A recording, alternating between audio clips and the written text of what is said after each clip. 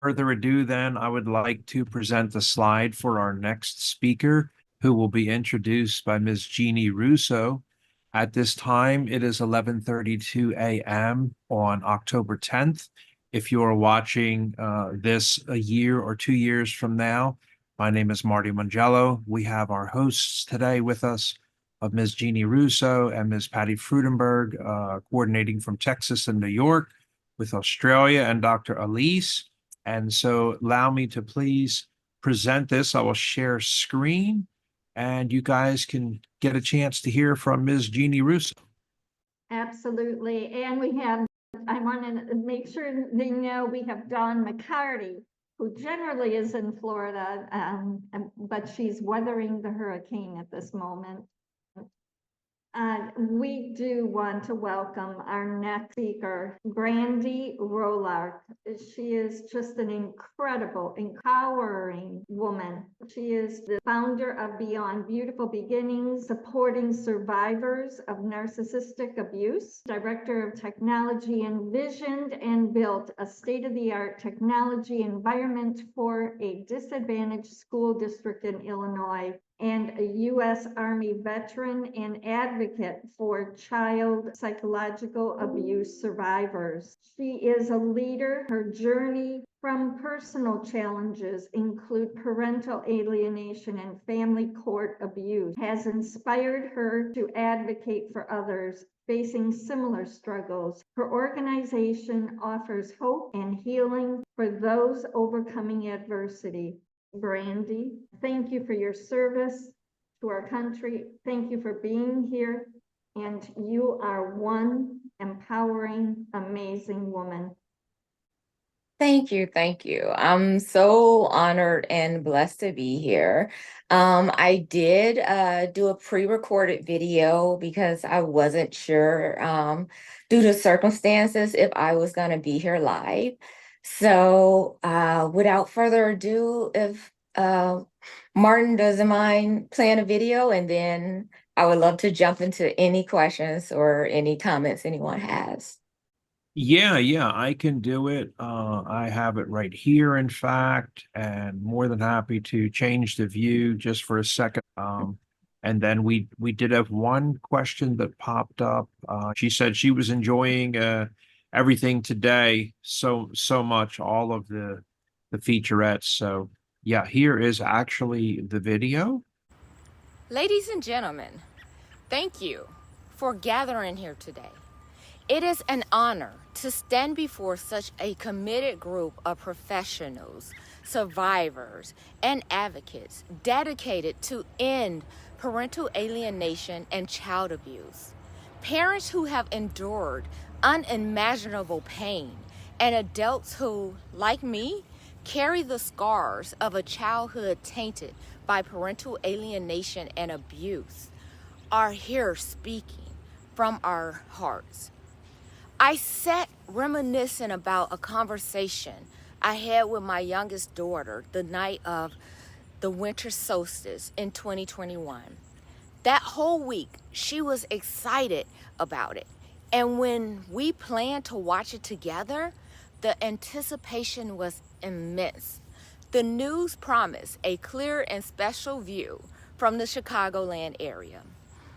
On the night of the solstice, we positioned ourselves in our sunroom, snacks in hand, ready for the spectacular. But the clouds had other plans. Even with a telescope, we couldn't see it.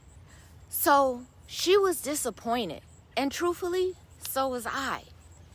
Then I said to her, though we didn't see this special event with our natural eyes, I felt extremely happy and blessed that at that moment, I was standing under the same roof as the most important and valuable and loved people in my life, my children. My oldest daughter was home from the Air Force, and my son was upstairs building things with his Legos. And we were all healthy, loved, and safe together. This moment of togetherness has special meaning.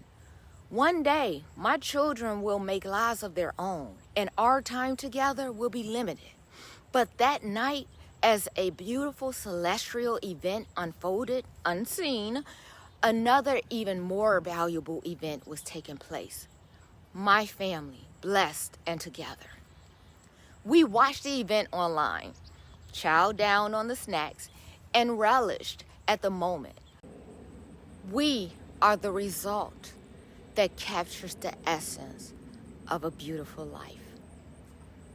My journey has been one of resilience, love, and unyielding fight. For 23 years, I navigated a marriage clouded by deception, manipulation, and abuse at the hands of a covert narcissistic spouse. My story is not unique, but it is a testament to the power of hope, determination, and love.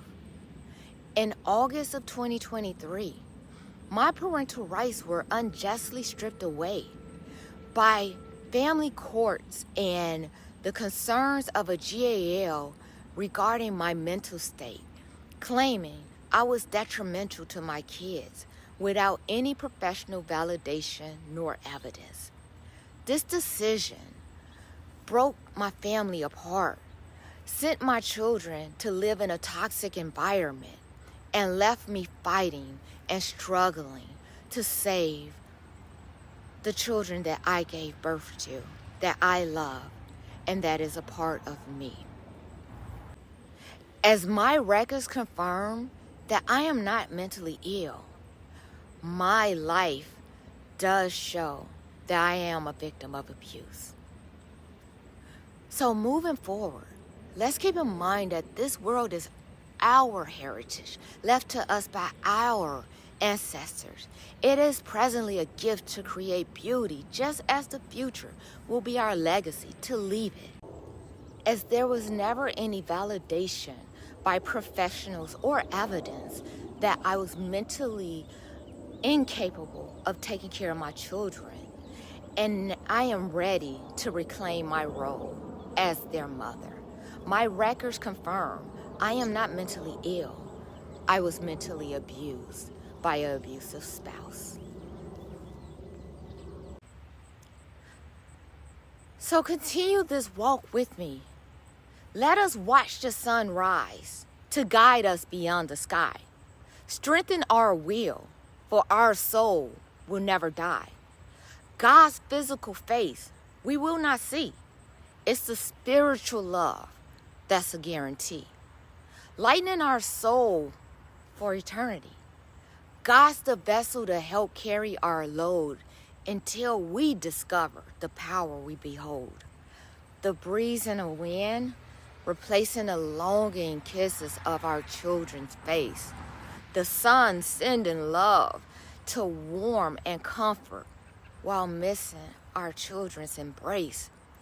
The cloudy tears form the rains that is needed, concealing tears to fool the hurt. Our God's gentle grace, the pain shall be erased. We are the strong spirits walking in this space. Now is the time we save God's children with purpose, honor, and grace. We have this. We are the Trinity to unsilence the voices of those that at this present day are still abused, are still frightened, are still hurt, and need someone to save them. Let that be us as survivors, professionals, and advocates. We are the voice. The silence will no longer.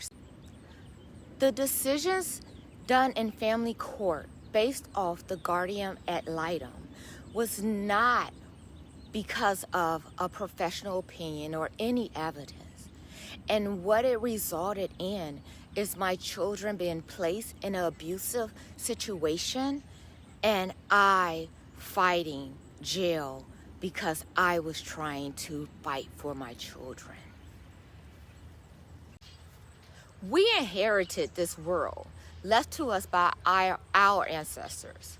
It is presently our gift to create beauty and freedom, just as the future is our legacy to leave behind to our children and a generation after us. Our past is our heritage, our present is our gift, and our future is our legacy. We are the ones to end child abuse, parental alienation, and corruption in family courts, DCFS, CPS, and more. We are the trinity that makes up the coalition of advocates, professionals, and survivors to save the children of the world.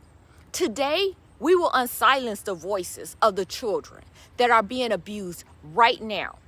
There are millions of children and adults painfully dying from this epidemic. As we know, with any corruption, to do nothing is to let it spread. To fight with honor is to find strength to let corruption die. Those wishing for hindsight 2020 will never find their true path forward. A winner conquers their losses. A loser squanders their winnings. Today, I stand before you, reminded of the collective power to transform lives. Today and together, we can break the cycle of alienation and abuse. Together, we can empower the next generation to rise above and thrive. Beyond the shadows, we will find our beautiful beginnings and build a future grounded in love, respect, empowerment, and freedom. Watch the sun rise to guide you beyond the sky. Strengthen your will, for our soul will never die. God's physical face we may not see. It's the spiritual love that's a guarantee. Lightening our soul for eternity. God's the vessel to help us carry until we discover the power we behold. The breeze and the wind replacing the longing kiss of our children from their faces. Beyond the shadows, we find our beautiful beginnings and build a future grounded in love, respect, and empowerment and freedom. As we watch the sun rise to guide us beyond the sky, we will strengthen our will, for our souls will never die. God's physical face we will not see. It's the spiritual love that's a guarantee. Lightening our soul for eternity, God's the vessel to help carry our load until we discover the power we all behold. The breeze and the wind replacing a longing for our children's kiss upon thy face. The sun sending love and warmth and comfort while missing our children's love and embrace. The cloudy tears form the rain that is needed to conceal tears to fool the hurt. In God's gentle grace, the pain shall once again be erased. We are strong spirits walking in this space. Now is the time we save God's children with purpose, honor, and grace. Thank you. Thank you for taking the time. Thank you for forming a trinity of survivors, advocates, and professionals that together we will make a difference and we will save our children. Thank you. So as we continue to embark on our journey to eradicate parental alienation, child abuse, and domestic violence, let's keep in mind that our mission is to fight and create more memories for children to need this and not that. Thank you. Take care. So I would like to say thank you again. Thank you. And let's continue to be the reason why children have memories that include moments like this at the park with laughter, love, and joy, and not a necessity for moments like this.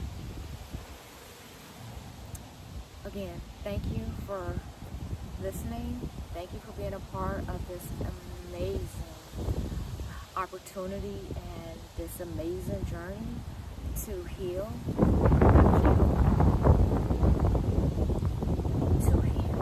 build, and restore, and not kill, steal, and destroy. So, thank you for allowing me time to speak to you. And let's embrace and a part of childhood memories that we all deserve. Thank you. Take care. Bye. Okay, I just want to say, as a man, knowing all that you're going through, I might start crying, but I just want to applaud you, and I want to say, girl, you need to get on with your badass self and get down and keep on rocking it on the dance floor, and do not stop doing anything that you're doing or look back or wonder or scratch your head or shake your head. You're on a friggin' roll. You're on a friggin' roll. Thank you. Thank you. I appreciate it. Brandie, that was just totally powerful. I don't even know what to say. I mean, because you are in the heat of the battle, so to speak. You are here, you are experiencing it, you are living it live. And I think that is putting a face to what this is all about. Your children, your heart. Truly. Dawn, do you want to chime in here? Yeah. I just want to say, knowing what she's going through and that she's still here on the screen is just amazing. It shows the perseverance and the tenacity that we have in this particular demographic of survivors, where you're either stuck in the trauma or you have bursted out of the trauma. And that's what I see when we get to this point. We've broken through those chains that bind us. And for you to go through everything that you've been through in the last couple of days. So it's not even like over time. This was like literally in the last few days that this has transpired. And a lot of people would never be on the screen. So I commend you for being here and having that tenacity. That's what our book is about. So you can't see it on the screen with Brandie, but on her right shoulder, there is a picture of the book that she is also a contributing author in, as many of us here are. And we wrote about these particular stories. And I just want to say the book is about resilience and persistence and all of that. So I just want to thank you, Brandie, for being here in spite of what's going on around you. So thank you so much. We really love and appreciate you. Thank you. You too. You all too. And what I gather is last year when I went through this, I felt alone. I felt every emotion of every parent, where you go into the empty rooms of your kids and you're crying in the floor. You can't go in the grocery store and go down the cereal aisle without, but bursting into tears. Like, I was there in that moment, but I could no longer sit and wallow in my own pain when I knew there were millions of other children and adults going through the same thing. So that's when I started deep diving into trying to find out, is it just me? Is there something else that we can do or reach out to? And the only thing that I found was, until the judicial system changes and put oversight in family courts, we won't have any justice for our children, and this will continue to happen. Last week on October 2nd, 2024, in Texas, there was a state judicial committee held, and there was so many adults, parents, advocates, and supporters speaking, and to feel their pain, to hear their voices. It I would recommend anyone to watch to see that we are at the pinnacle of the moment where we have advocates and supporters, we have parents and children of lived experiences, and we have professionals. This is the trinity that we need to fight and to show that we're not playing. We're coming for you because our children need rescuing.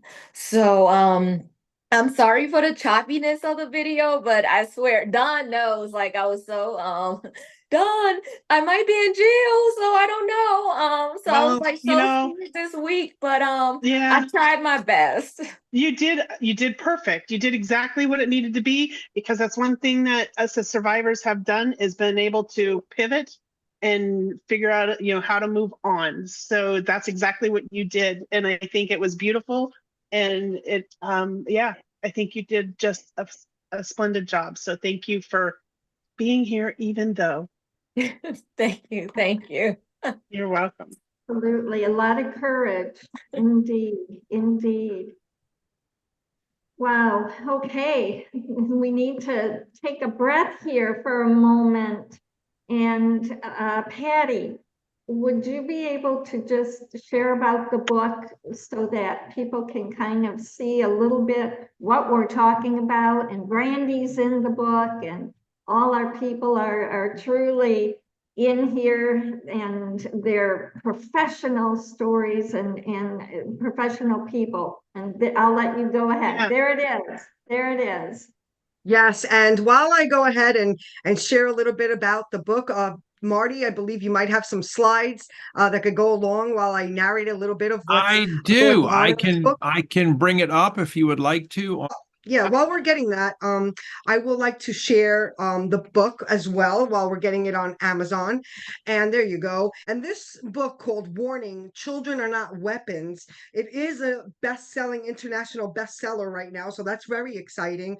And it's unveiling the hidden truth of child psychological abuse related to parental and family alienation and abduction. And it's written by adult survivors. A lot of these authors are here on the panel today and tomorrow. It's a collection by Dawn McCarty and also contributing authors. I just want to share a little bit more about the book. In a world of invisible wounds of child psychological abuse remains unspoken, this book dares to shed light on a reality many have struggled in the shadow to survive. And Warning, Children Are Not Weapons is not only a testament to resilience, but a call for societal change. It brings forth stories of courage, healing, and urgent need for systematic reform. And that's really important because it's not only teaching, it's also giving hope. It's giving hope and a voice. And, this is trailblazing, which is not easy, but it needs to get in the hands of those who are making decisions to these children, which is attorneys and doctors and also parents. Let them rethink. If they're the ones that are the offender, let them rethink. And even the parent, like we had earlier, Joanne, even if you're a parent and you're in, or Brandie, again, it's giving you hope and strength and faith that we are not going away. We are not going away. We are here to stay and to make a difference. Back to you. Oh, thank you. Thank you so much. I want to take this moment too to recognize that today is Mental Health Awareness Day. And this particular conference we are looking at, as it is starting today, and it is for 2 days, but we are recognizing it in the hopes that at some point we could make parent alienation, the child psychological abuse, in October, along with domestic violence abuse, that it be recognized just as much. It truly has a platform of itself, and today really, really has significance. There is It so much. does. Thank you, Dawn, right, for this initiative. I know that we're making a difference, and that's what it's all about. Yeah. And it's today, the first step. Yeah. Let's do this. And we've got so many powerful people, and I am just truly, truly excited for our next guests with an S. Let me jump in there first, real quick. Sure. I Go just ahead. wanted to add, because you mentioned that it is World Mental Health Awareness Day, and we're declaring today to be also Child Psychological Abuse Awareness Day, as Elise spoke to earlier, you mentioned. And one of the things I wanted to also add in is there's recognition already for the parental alienation movement that is in April. So what we wanted to do was not crowd whatever is going on in April, but to add a significant day for the child, where the child is in the spotlight. So now we have awareness throughout the year, just expanding on, and whether or not you like the term parental alienation or not, that's not what the children focus on. We focus on the emotional and psychological abuse that happened to us. And that's why we call it child psychological abuse. So it is related to parental alienation and family alienation and abduction. It encompasses all those areas. So I just wanted to quickly just add that in there really fast about this October 10th being such an electrifying day around the country. I'm not sure how it is around the rest of the world, but with the current events with the hurricane and things just kind of really landing on today, on October 10th, there's a lot of energy in it, and it didn't stop us. It just helped us to adapt, and we're still here, and the show must go on. So I'm going to turn it over to Jeannie now so she can introduce our next guest. And we've got a beautiful segue as we move now to our next guest. Excuse me, Sacheen. Am I pronouncing that correctly? Sacheen Collecutt? Yes, you are. Oh, yay, me. I did not want to mess up your name, if you would. I have definitely, it's so wonderful to see the empowerment and the various individuals coming forward with regards to their story. You know, they're all different. And they're similar, there's key components, but they're different, and it's just beautiful. I truly want to acknowledge you, Sacheen, and I'm going to lose my voice. So I'm going to ask, is Marty, could you please? Yeah, absolutely. And Dawn had said, you don't need to read the whole long, big thing about the person. Just echoing the slide. Moving forward is good for time, but Sacheen, together with her second husband, is committed to raising awareness about child psychological abuse, which we call CPA, inflicted through alienation, family courts, and systems that fail to protect children. Together, they speak truth, they spread awareness, and offer resources to those who have survived such trauma. Sacheen calls for urgent reform within Canada's family courts and the RCMP system to ensure children are no longer harmed by these broken structures. And we had a mention in our meetings yesterday about some acronyms from ABV and other places within the medical field. So that's the Royal Canadian Mounted Police, RCMP. So what Sacheen is saying is, you know, she's calling for reform in the family court system in her country of Canada, but also within the police who investigate these things. And it does take a lot. Without further ado, our contributing author, Sacheen Collecutt. Hi there. Thanks for having me today. I don't know where to start, but I suppose I can start with the RCMP and why I'm calling on them to make changes.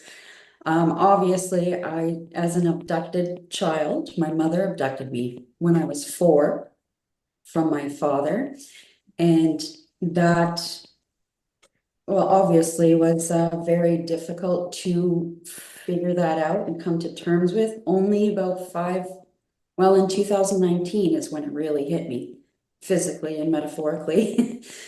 But back in 2017 with my husband, we were not able to enforce court orders, even though we had called the police. We had the court order, we had the time to go and see his girls, because alienation in my life has been, I've been alienated, I'm an alienated now stepmom. Luckily, my son was not alienated from his dad, which I do appreciate. Aaron from before, and being youth and being able to speak about it, what it was like for him. I appreciate Karen talking about how she had a separate relationship with his dad and didn't put Aaron in the middle of it.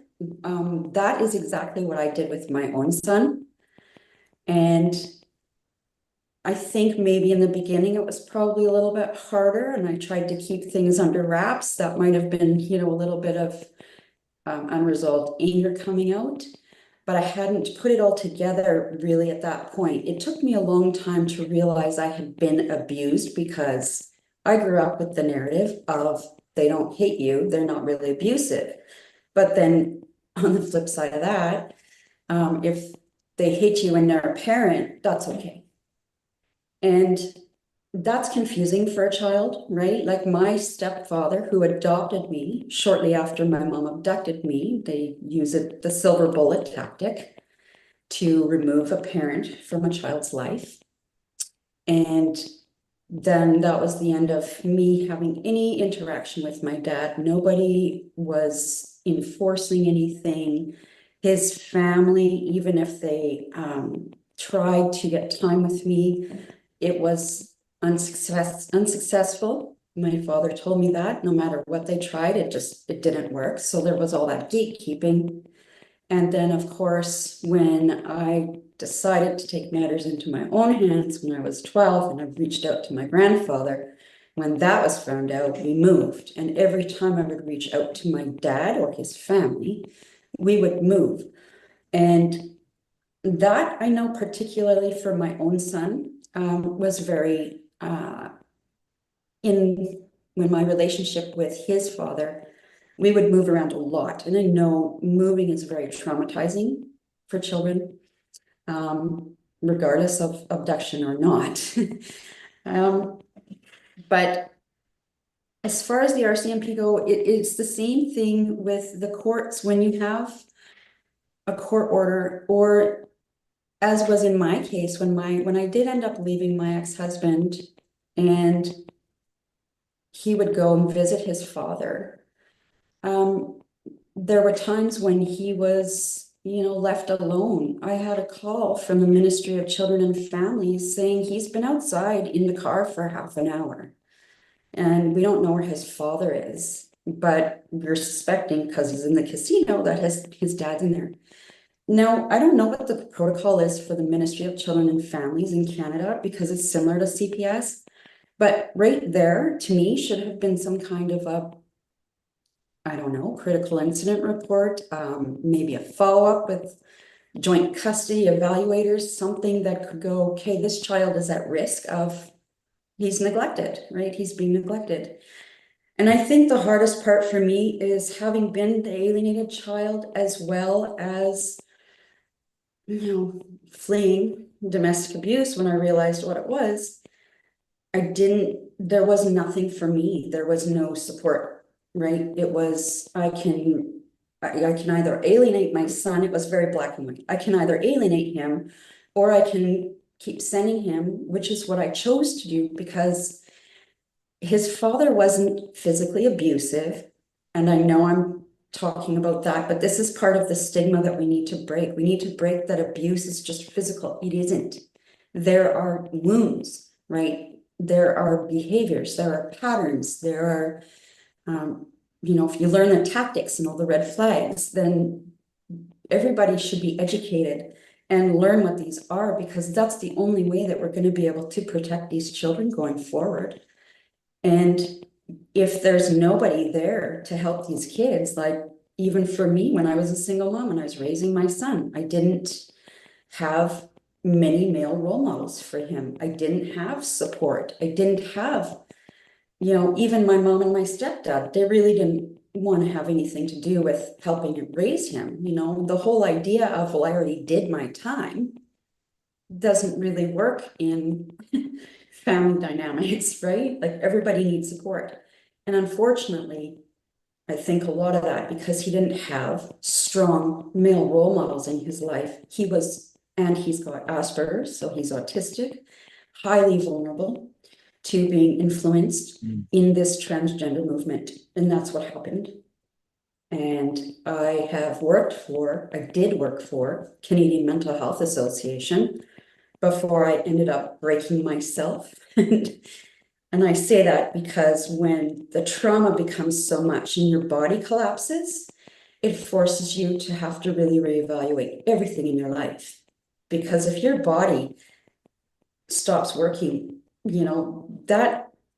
what people don't understand, I suppose, is that the subconscious programming that we get through childhood is always playing in the background. It's always on, right? It's like you have 2,000 tabs and you can get rid of one and then two more are going to pop up sometime, right? Because you're triggered with something out there, or if your environment, you grew up and you weren't feeling safe, you're always running around looking for threats or dangers. The polyvagal theory, which I do really enjoy learning about the polyvagal system as well, and the nervous system, and how to activate our natural calming. Words are fleeing me today, but the sympathetic nervous system that has always been activated we need to train our systems down to go more into the parasympathetic nervous system, right? Like the baseline that I was living at was obviously here. And when my dad finally announced that I was the daughter that was taken from him, when he said that, 1 month later, my baseline, it couldn't handle it. And I dealt with paralysis. And that's a pretty scary thing. When your body actually gives out because of all the psychological harms, you're not going to put it together. You're going to go to the doctors. You're going to have, medications. They're going to say, oh, here's what you have. You're going to have all of these things, but the chronic pain or the chronic issues are underlying. Your body's talking to you. It's trying to tell you something. It's a warning system. And it starts with just little things, when I was in my 20s, actually, no, when I was pregnant with my son, my panic attacks started. I started having panic attacks in the middle of the night, and they went on for years. I remember waking up feeling like I'm dying because I would have these panic attacks, not knowing, well, what's happening, right? And normalizing it because I'm like, well, it runs in my family. Not understanding it has come from all these years of hypervigilance and physical harm, verbal harm, emotional neglect, babysitting my brother from the age of 11 years old overnight. And he was asthmatic as a child, right? He was asthmatic. So now I'm responsible for this child at 11 years old, and who was only 3 at the time, right? 3.5. My parents are out and they're, and I'm raising my brother. And I did that most of his youth. And when I did leave him, when I left and I had to leave him there were a couple of years later when he actually told me, I was mad at you for leaving. And I'm like, sorry, but I had to get out of there. I wanted to run away when I was 16 years old. And if my mom hadn't found out and dragged me back home, I was going to run away because I was tired of moving all the time. I was tired of, excuse me, I'm getting emotional. Oh my goodness. No, take your time. Take your time. This is, if you need a glass of water, please, by all means. There's You get so, you get tired of it. yes. Yeah, I Truly. can And sympathize. I moved 26 times in 21 years across 2 oceans and 3 continents. And this is the longest I've ever lived anywhere on Earth right now. Yeah, well, I'm still in trauma right now because I've been thrown out of my community. I've lost But my we peace. welcome you with love in our community Thank you. 24/7. Yes, Yeah, thank you very much. I you're am with very us. appreciative of you guys and everything that you're doing, because coming forward and talking about this and being a therapist, that's a double-edged sword. It's really a double-edged sword. And Oh, it's okay. It's okay. I mean, we want that from therapists. I was telling my pastor one day because he's a disgrace. His wife left him for another man, and I told him, I said, but you actually can relate because you've gone through these things probably better than anyone else as a pastor as to what we're facing out here. So we don't view you as filthy. And you could tell he was like, because he's supposed to be the pastor, mm, and he's not a disgrace. So we're glad that you have experienced these things for real yourself. Yeah, and you I'd could like to also add see too, I know you may not be done with your speech, but I just want to throw in there really quick that you're talking about some of the trauma that our bodies go through. So it's not just our soul and our mind, but our bodies are also going through this trauma. And I don't know if you've read the book, The Body Keeps the Score, and also the Yes, first Elise. that's right. one, one of the first Yeah, ones. yeah. Elise also talks about the autoimmune diseases that she's captured in her anomalous data that is part of her PhD. She wasn't looking for that, but that's what the findings show, is that we suppress this trauma, we keep it inside, we lock it away because of our own safety and trying to have that self-preservation, that we end up having some of these ailments that we don't understand. And I know for me, there's all kinds of things that we may experience as far as autoimmune diseases, but the fact that our bodies do go through the trauma with us and they do keep the score. So I'm glad that you mentioned that, and the fact that even you as a mental health practitioner or professional, that it is still a difficult thing. It's still the practitioners and the professionals still need mental health practitioners and That's professionals. right. Everybody Mhm. needs mental health. That's And if right. they're not willing to walk that and seek that type of help, then I'm going to move on to a different therapist, because I want to make sure that therapist is in a good place to listen to my trauma without having them experiencing trauma or triggering. So they need that outlet as well. And if you're going to walk the mental therapy or mental health area, then you have to be 100% in, because I need to believe that you believe it. That's right. It's so important, because when my body broke, I don't know what else to say, I was doing different types of therapies. I was trying somatic therapy. I was trying talk therapy. The talk therapist that I went to didn't want to talk about my mom and issues with that. So if you can't talk to your therapist about things that are bothering you, then that's no good, right? Now, the very first therapist I went to was my ex-husband made me go to her because, the issues were all me and I have to be fixed. So I had to go to a counselor. And I was 27, around 27 at that time. And my ex-husband came in with me and started talking about all the issues that I have. And this therapist actually saved my life, because she said, I need you to leave right now, please. And I want to talk to your wife. And when he left and she sat down and she turned to me and she said, does he hate you? He has the profile of an abuser. And I was like, well, he hit beside me once, but I couldn't piece it together. It was like I was in this denial in my own mind about the fact that I had been wrongfully treated and abused by him. And then now try and figure out that, okay, well, that's just the relationship. So when that relationship ends, it's over. It's not over, because why did you end up getting into that relationship in the first place? Because that was what was familiar as you were growing up. You know, being screamed at when I would ask for help, being smacked across the face, being spanked, being told, wait till your father gets home.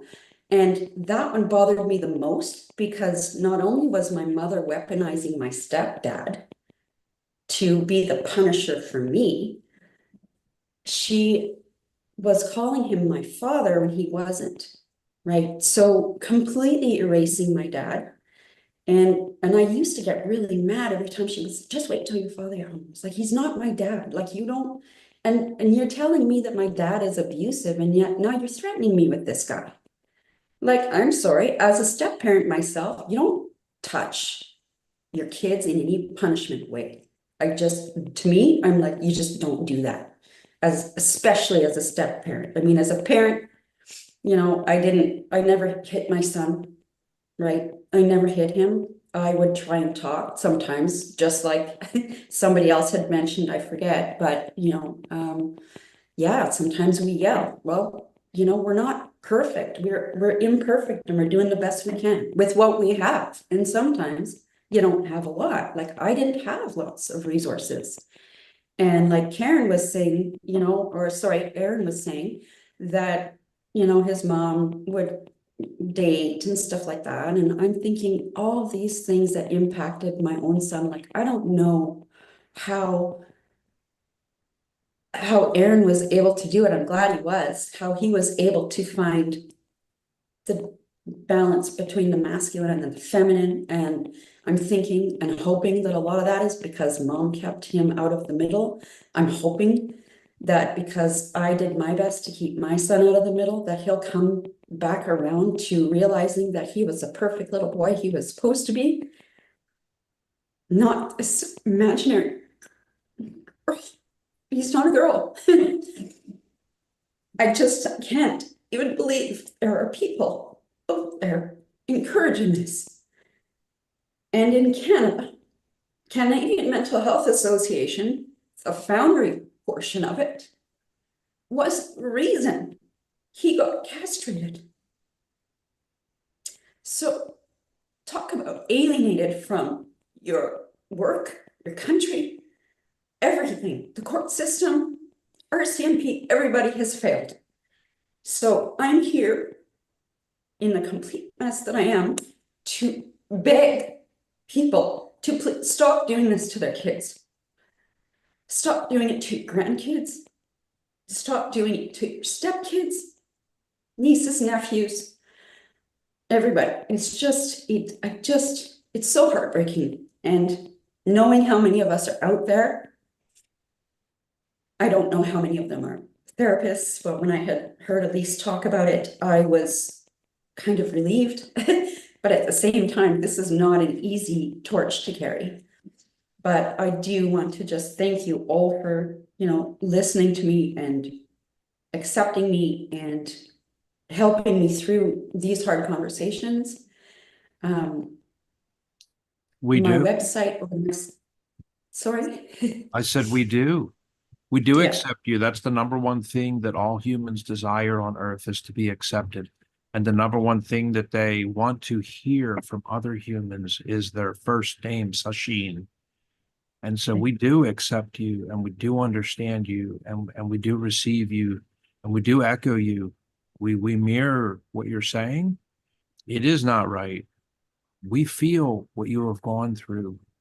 And I think I speak for everybody when I say that we truly, truly within our heart and our soul, we feel your pain so much. And literally the guts, the balls to come on here worldwide and tell the earth humans, 8 billion humans, the crap that you have told people today is absolutely heroic. I give you the title today and a high five of Shero, Shero. We don't call women heroes anymore. We call them sheroes, SHEROES, because you're probably going to set free at least 1,000 over the next couple of months of people that listen to this and watch you. You probably could set free maybe 4,000 to 6,000 people, and with closed captioning underneath, which we do have turned on, and because Google allows that to be interpreted now into almost 100 languages. There's God only telling how many countries you're probably going to extrapolate to with societies and languages. I hope that someday you understand the veracity and the power of what you did today. I know I have been overwhelmed a couple of times already just being with you. Thank you guys very much. It means a lot Yeah. to me to be a part of this. And Patty is an empath. And so, I mean, I'm just a dumb guy talking like a typical No, I'm male. crying with you. I'm crying with you. I'm like, go tears, let it out. Go But tears, let it out. Patty, tell us the things Feel. that we can't say. It's hard to thing- say a lot of these things without. Translate, Patty, for us, please. Yeah. Just going to keep it simple so we can keep moving on, because I'm going to be speaking soon, so I'll go right into it. But I think in short, we bleed. We also bleed, and blood, you can't see it from the outside, but we know it's on the inside. So back to you. And thank you for being so vulnerable for the greater of good. Good for you. Yeah. Truly, bless Thank your you. heart. Thank you, Sacheen, and Yeah. you are making a difference. You truly are. Just Thank you so keep it much. going. We're all making a difference. I think everybody here is so brave. They're so courageous. It's not easy to talk about these things. It's really hard, especially this weekend is Canadian Thanksgiving. So that amplifies, and I've been dealing with that for about a week or so. But in any case, I'm hoping that the gift that I can give to others is freeing themselves from this and learning about it and really taking the steps to heal themselves and realize that it's okay. It's okay if we make mistakes. It's okay if we apologize. It's what's not okay is creating this harm in children that they have to now navigate their whole lifetime through. Right. And I'm so grateful to my dad, who I've reconnected with, and his family. They have helped me so much in the past year with all the stuff that I've been thrown into, because when you're a whistleblower and you're calling things out, you are not treated well. So I just want to say thank you guys very much. I'm so happy to be a part of this panel. I'll try and get my wits about me, and And you know what? It's You okay did a not beautiful to, job. Go ahead. No, I was saying it's okay not to have your wits about you and to freak out and break down and collapse and cry. I don't give a damn about being in a fetal position on a rug as a man and sobbing. Yeah. Forget about crying. It's okay to be sobbing. You know what? And thank you, Martin. Thank you, Martin, as well, for being after you cleanse, yeah, you will renew and you will stand back up again. Yeah. Powerful. I also wanted to talk directly to you, Sacheen.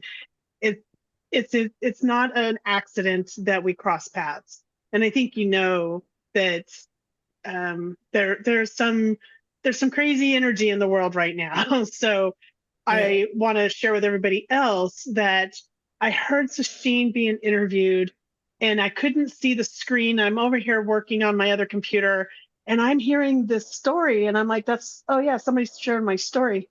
I was abducted at 4 from my father, and I'm listening. I'm like, who's sharing my story? So I really started questioning, and I had to run over to the other computer because the monitor wasn't facing me. And I had to really see for myself, okay, what's going on here? And we literally have very similar stories.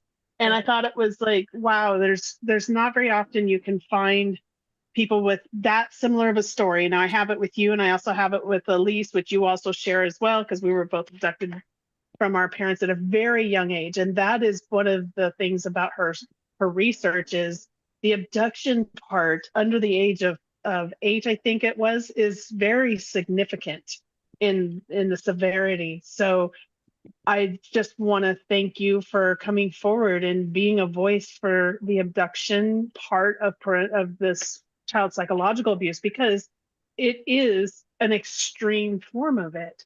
And, there's the more of us that come forward, we're going to hear more from some others tomorrow that have also experienced the abduction piece. Unfortunately, I'm not going to be speaking today as originally planned because of the hurricane, but I will be back in speaking tomorrow. And good news, power's on. So I will get myself ready for panel discussion later. But thank you, Sacheen, for coming and sharing. And it was kind of last minute, and I appreciate that you were able to join us. No, thank So you thank for you. asking me here, Dawn. And I'm Absolutely. really, yeah, and thank you. And I hope that my information gets out there. It will. It's Yep, a it little will. while. You just made us louder. Thank you. Yeah. Oh, yes. Yep. All our blessings to you, my dear. Thank you.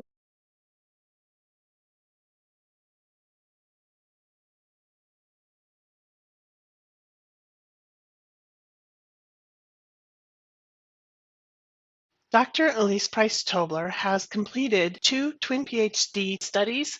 The first is called Working with Adult Child Survivors of Severe Parental Alienation Abuse, Survivors and Mental Health Practitioners' Perspectives. This delves into the complex challenges regarding current treatments within this field. She conducted a thorough international study involving interviews with adult child survivors of severe psychological abuse and 10 of the world's foremost expert mental health practitioners specializing in severe parental alienation and abduction. Her efforts have culminated in developing an innovative, soon-to-be-published treatment protocol. Dr. Elise has decided to share her PhD studies with the world by publishing them in books. This way, anybody can access her studies and use them toward improving upon and developing future studies and protocols that will advance her work even further. Book 1 is called Disrupting the Intergenerational Trauma Cycle of High Conflict Divorce. This is a guide for mental health practitioners and adult survivors of child psychological abuse related to severe parental alienation. Book 2 is called Navigating the Maze During Treatment of Adult Survivors of Child Psychological Abuse or Severe Parental Alienation. This is a comprehensive resource guide for mental health practitioners offering insights, strategies, and risk mitigation from a PhD thesis on the challenges faced by practitioners treating adult child survivors. Book 3 is coming soon, which will be the treatment protocol based on her research studies.